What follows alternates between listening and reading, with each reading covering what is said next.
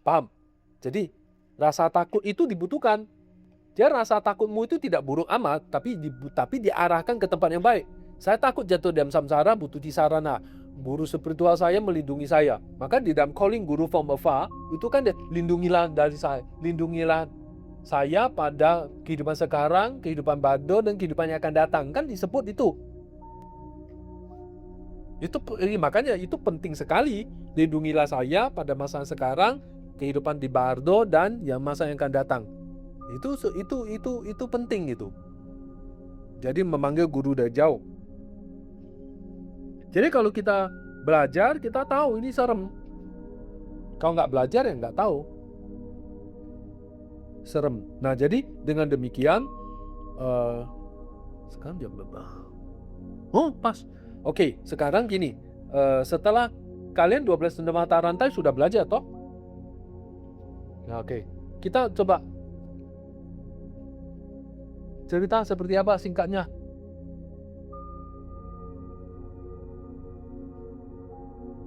Cerita singkatnya seperti apa? Tunggu, bentar.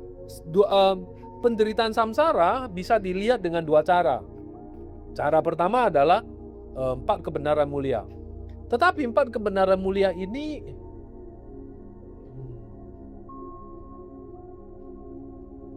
tidak mudah dipahami. Tunggu. 4 kebenaran mulia, 12 mata rantai ini tidak mudah dipahami, tapi perlu dipahami, dibantu dengan 4 kebenaran mulia ya. Jadi sebenarnya itu. Lalu apa lagi? Nah, jadi klesa, nah itu nanti akan dijelaskan di 12 mata rantai. Tapi karma membentuk karma, klesa membuat karma dan membuat kita lahir di 3 alam rendah. Nah, pengaruh jadi bagaimana kita kelahiran? Bagaimana lahir? Tadi yang dijelaskan kalau bardo, kita setelah mati, kekuatan, makanya di Dhammapada itu jelas tuh bahwa kekuatan. Jadi bardo itu kan makhluk ya. Dia itu didorong oleh karma untuk masuk ke alam-alam itu, ya kan? Dia kan tidak bisa milih. Dia siapa yang mendorong? Dia kayak angin. Dia kayak sesuatu yang ditiup angin. Nah, angin itu ada angin karma yang mendorong dia masuk ke itu. Paham nggak? Jadi bukan artinya dia bisa, oh aku mau masuk ke ini, mau ke ini. Bukan, karena dia ada dorongan. Nah, misalnya gini. Ini ada mainan. Atau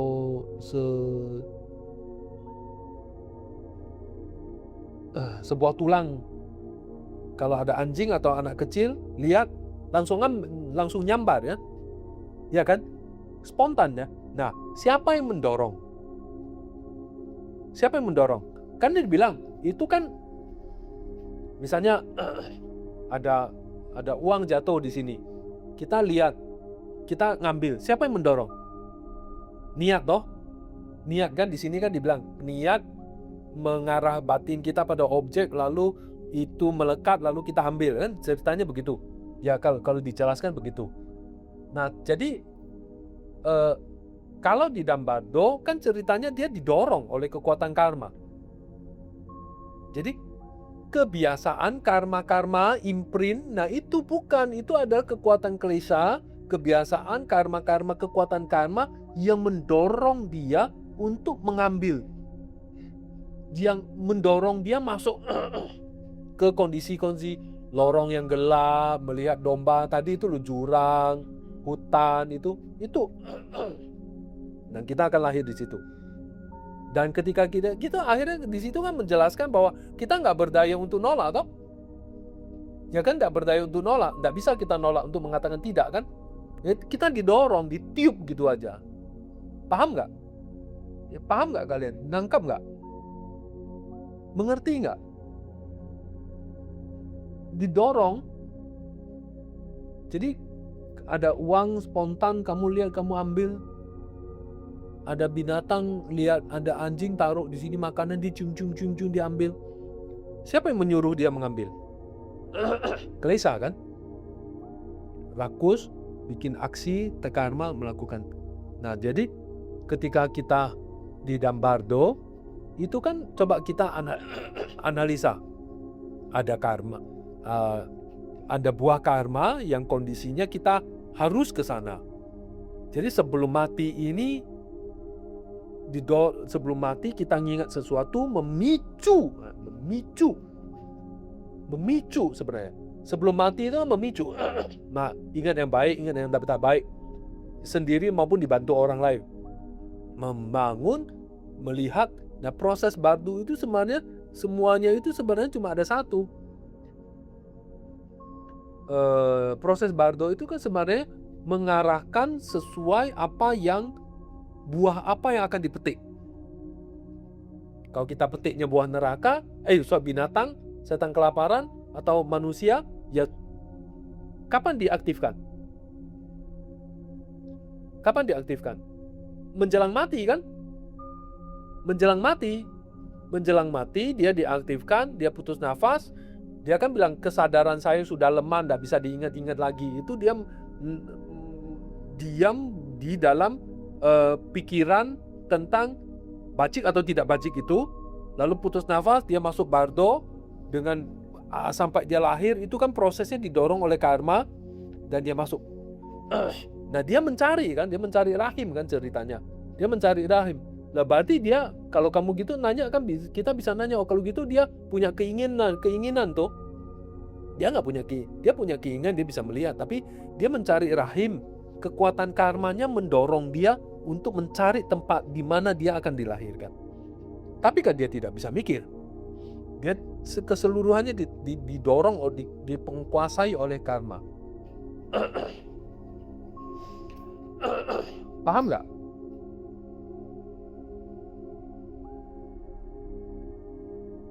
Nah, coba kita meditasi sebentar, mengingat beberapa poin-poin yang kita bisa ingat tentang karma, bagaimana karma itu terbentuk, bikin karma oleh klesa itu akan seperti apa dan mendorong kita untuk kelahiran.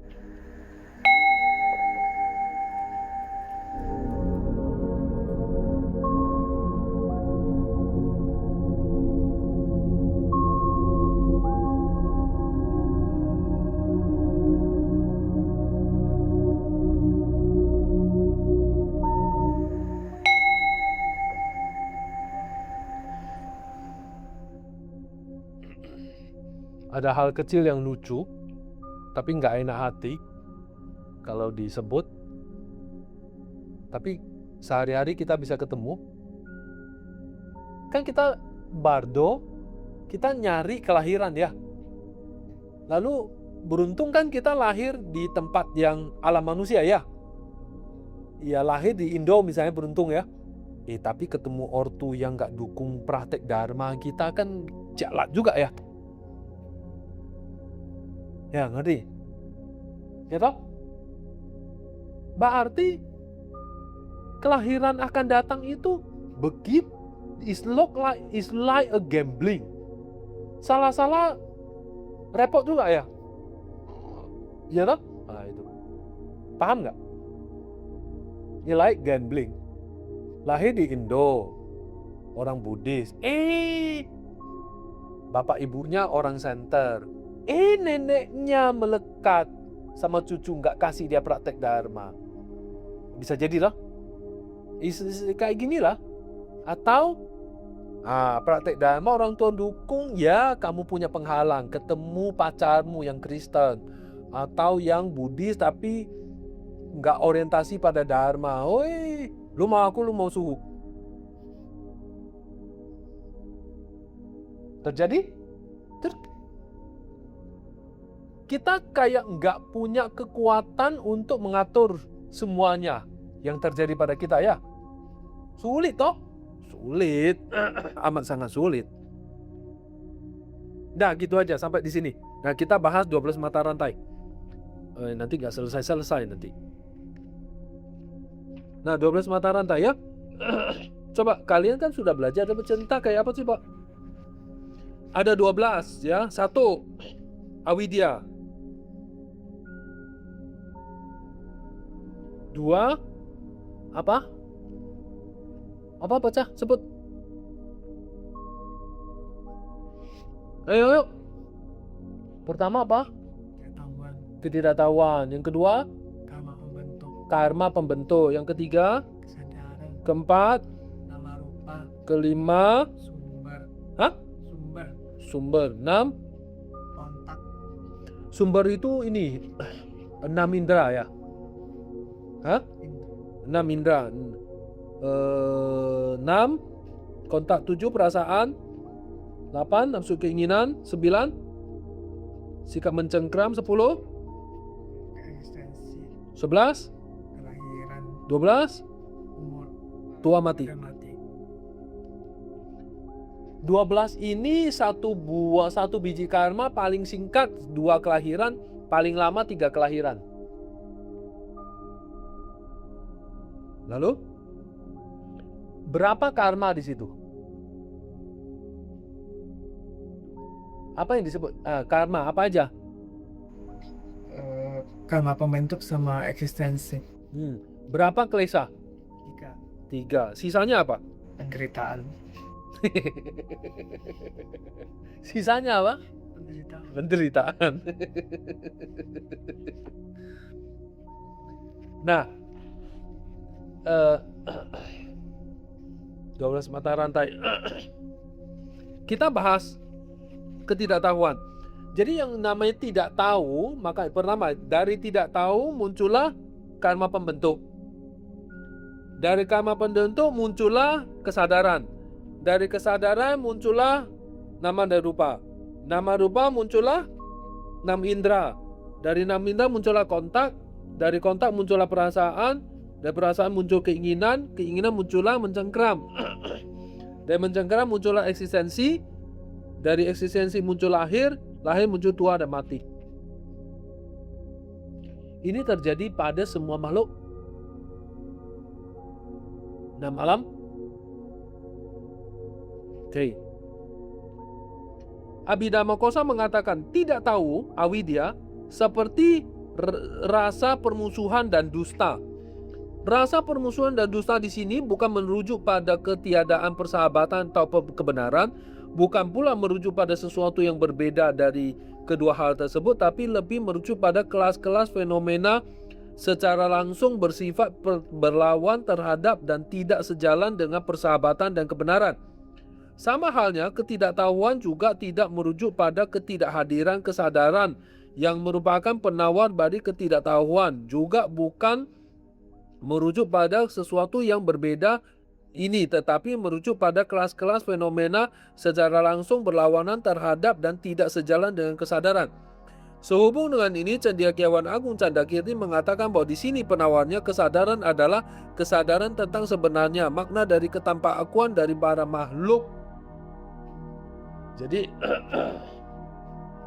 ketidaktahuan ini merujuk pada kita tahu tentang karma, akibatnya tidak tahu, pokoknya sebuta. Keadaan seperti buta. Nah, dia buta apa? Buta pada ini sesuatu yang dalam ya, tidak bisa dijelaskan dengan satu sisi pendek begini. Tapi kita berusaha untuk membelajar sampai di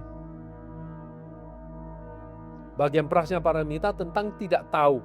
Apa yang dimaksud dengan tidak tahu? Dia tidak tahu tentang yang sebenarnya. Berarti dia tahu tentang yang tidak sebenarnya. Seperti yang tadi siang. Dia tidak tahu bahwa itu ada utas tali. Ternyata dia hanyalah yang dia pikir itu adalah ular.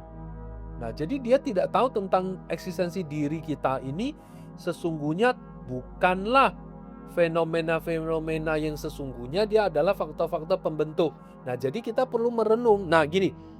Saya tadi siang mau jelaskin satu hal. H2O hidrogen 2 biji, oksigen 1 biji. Jadi oksigen diikat oleh 2 hidrogen. Oksigen dan hidrogen itu sifatnya gas. Maka ketika dia mengikat, dia membentuk molekul air. Membentuk molekul itu berubah menjadi air. Nah, jadi kita itu salah nangkep bahwa air adalah air. H2O adalah air, padahal H2O itu hanyalah 2 butir gas. Nah, itu penjelasan yang paling sederhana. Paham ya? Air, satu molekul air itu 2 H2O. 2 hidrogen, 1 oksigen. Yaitu oksigen diikat oleh 2 hidrogen. Ketika terjadi ikatan itu, dia berubah menjadi cair.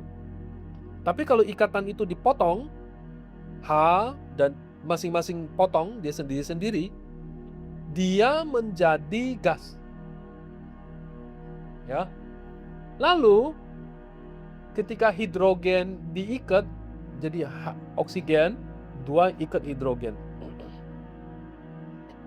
Tangannya H itu 2. Tangan hidrogen itu 2. Jadi ketika kita lihat gambar itu O, H itu ada 2 ini. 2 garis itu tangannya 2. Kalau tangannya itu dilepas, misalnya kita lepas satu aja, hidrogen, oksigen, dia kondisinya berubah. Dia tidak cair, tidak gas. Tidak cair dan tidak gas. Lalu dia akan mencari sesuatu untuk diikat.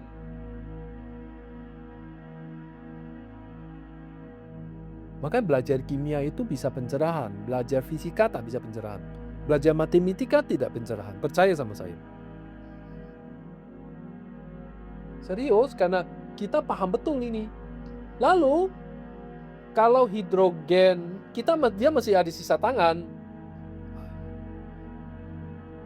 Kan dia masih ada H oksigen, dia ada 2 H-nya. Nah, ini masih bisa satu, dia kan 2 nih, 2 tangan ini. Ini 2 tangan, ini oksigen 2 tangan, ini 2 tangan. 2 tangan ini satu dilepas. Tek. Dikasih O. Dia masih bentuk cair, H2O2. Tapi cair ini beda sifatnya dengan air H2O2. Beda dengan H2O. Dia masih cair, tapi disebut peroksida. Air keras. Baunya minta ampun. Jadi waktu kamu ke dokter gigi atau sesuatu, bersilu kamu disemprot dengan air, dia kulitmu akan jadi pucat putih. Nah, itu namanya H2O2. Dia antiseptik. Sifatnya sudah beda. Kalau gitu, air itu kemana? Kita bilang H2O2, H2O. Air itu kemana? Kalau dia dilepas satu atau dilepas, tak ada. Sifatnya berubah. Oke ya. Oh, kalau gitu kita lihat lagi. Kalau dia dilepas hanya satu, H1O1, dia tak bisa. Dia 2 barang itu dia kayak goyang-goyang begitu. Goyang-goyang gitu, dia suruh nempel, dia nggak mau. Dia ada hidrogen, ada oksigen, dia goyang-goyang. Suruh nempel, dia nggak mau. Nggak terjadi apa-apa. Tapi kita tambah hanya satu lagi, dia akan ikat keluar air. Dia goyang-goyang, nggak stabil. Oke, kalau gitu kita lihat oksigen. Kalau kita bilang oksigen, dia ini apa? Dia hanyalah sebuah atom dengan neutronnya 16 biji. Dia adalah sebuah atom, satu biji oksigen. Kalau dia komponen kecil disebut atom. Kalau dia komponen pembentuk, maka disebut molekul. Maka dia komponen tunggal, maka disebut atom. Atom itu, dia itu hanya sebuah atom, tengahnya proton, neutronnya itu 16 biji, 16 negatif, 16. Maka disebut itu adalah pangkatnya 16. Benar kan? Saya masih ingat. Pangkat 16. Jadi ketika proton 1, dia mampu mengikat 16 buah unsur negatif. Dengan itu maka kondisinya seimbang. Maka dia terjadi seimbang. Kalau kita lepas misalnya, 15, 17, dia tidak seimbang, dia berubah. Nah, dia bukan oksigen. Nah, keren toh? Proton, neutron itu barang netral. Kalau dia itu diikat dengan 15, 17, atau 18, tapi itu bukan 16, dia bukan oksigen. Dia 16 maka disebut oksigen dan bentuknya beda. Tapi kalau 17, dia bukan oksigen, dia bentuknya beda lagi. Penampakannya juga beda. Dia bisa keras, dia bisa bercair, warna biru atau hijau atau kuning atau orange, warna-warni. Kalau gitu, apakah dia berdiri secara tunggal? Dia bergantung. Paham nggak? Dia bergantung. Bergantung apa? Bergantung faktor-faktor pembentuk. Kalau faktor pembentuknya begini ya jadi begini, faktor pembentuk itu ya jadi begitu. Paham kan? Dia bergantung. Jadi kalau begitu, faktor utama oksigen di mana? Tak ada. Elektron hilang satu, dia nggak jadi. Makanya hidrogen. Hidrogen itu adalah H1 apa 2? 2. Jadi kakinya 2. 2 itu dia bisa ngikat satu dan ngikat satu. Dia punya 2 kaki. Artinya hidrogen itu inti protonnya 1, dia punya elektron 2. Elektron sama jadi sifatnya adalah positif sama negatif itu gabung. Baru terjadi. Ke positif sama positif nggak bisa. Positif sama positif nggak bisa. Negatif sama negatif nggak bisa. Jadi satu net proton dia mesti diikat dengan diikat oleh 2 elektron, maka unsur negatif, maka dia bentuknya gas hidrogen. Oke ya? Oke, kalau gitu misalnya H2, hanya 2 ini, 2 kaki, kakinya saya potong. Saya mau potong. Hanya 2, ini saya mau potong. Jadi H1 bisa nggak? Bisa. Maka menimbulkan energi yang besar, itu disebut energi fusi. Jadi hanya hilang toh? H1 kan tak terjadi. Jadi kulitin lagi habis. Jadi hanya kemana? Hanya energi fusi, energi. Dia menimbulkan reaksi energi panas yang luar biasa. Namanya bom hidrogen namanya. Jadi energi fusi hilang kan? Bogi kan? Barangnya kemana? Tanpa aku toh? Mengerti? Tanpa aku toh?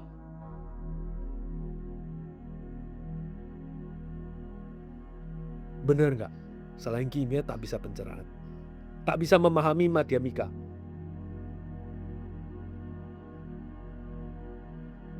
Sederhana sekali.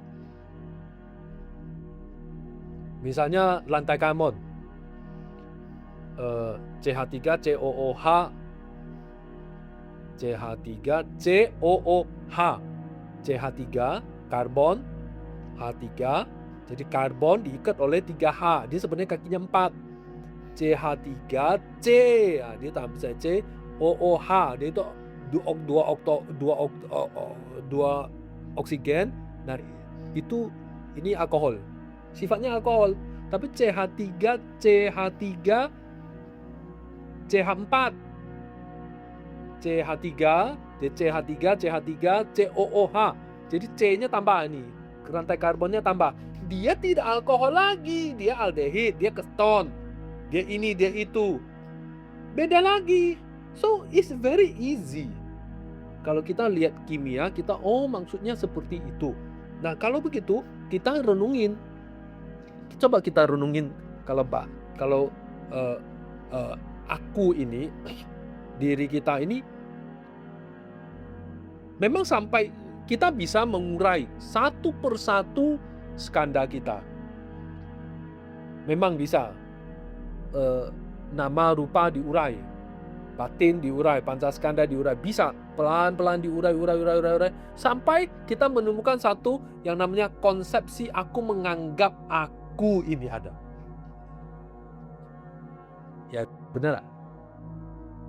tergantung sekolah sih. Ada yang menganggap diri itu terdiri dari lima skanda. Ada yang menganggap cuma perasaannya udah termasuk akunya itu. Ya perasaan itu sudah tuh, itu cita mati dulu. Perasaan, feeling. Nah, tapi kesadaran, kesadaran dia menganggap kesadaran itu sudah aku. Jadi konsepsi aku. Nah ini nanti dia ribut di citra mati sama prasangika. Itu dua hal itu. Nah tapi apapun itu sebelum ke situ, intinya adalah sebenarnya Buddha melihat bahwa diri kita yang sebenarnya bukanlah diri, itu hanya seperti H2O, seperti alkohol CH3COOH. Kalau masing-masing dipetel, masing-masing dilepas, wujudnya beda, sifatnya pun beda. Lalu dilepas lagi, misalnya hidrogen itu dipecah kakinya, tinggal H1, itu namanya reaksi fusi, itu hanya hilang. Pecah hidrogen itu hanya hilang, dan dia hanya menimbulkan energi. Jadi diri kita itu sebenarnya satu kumpulan energi saja. Kumpulan gas, energi, karma, mengalami ini, mengalami ini. Nah, itu gambaran itu dibutuhkan. Gambaran itu bisa terbentuk jika kita menghimpun banyak sekali informasi, lalu terjadi sedikit diskusi, debat, lalu muncul suatu konsepsi, oh ya, gambaran utuh tentang aku itu sebenarnya hanya terjadi reaksi kimia saja. Karena ada salah persepsi, ketika ada salah persepsi, maka terjadinya reaksi ini, itu aja. Nah, itu tidak tahu itu ada di situ. Jadi tidak tahu itu dia. Karena dia tidak tahu, dia menganggap diri kita itu ada. Karena dia tidak tahu, dia menganggap diri kita ada, lalu kita menganggap adanya subjek, adanya diri yang ingin merasakan sesuatu. Jadi merasa pemilik.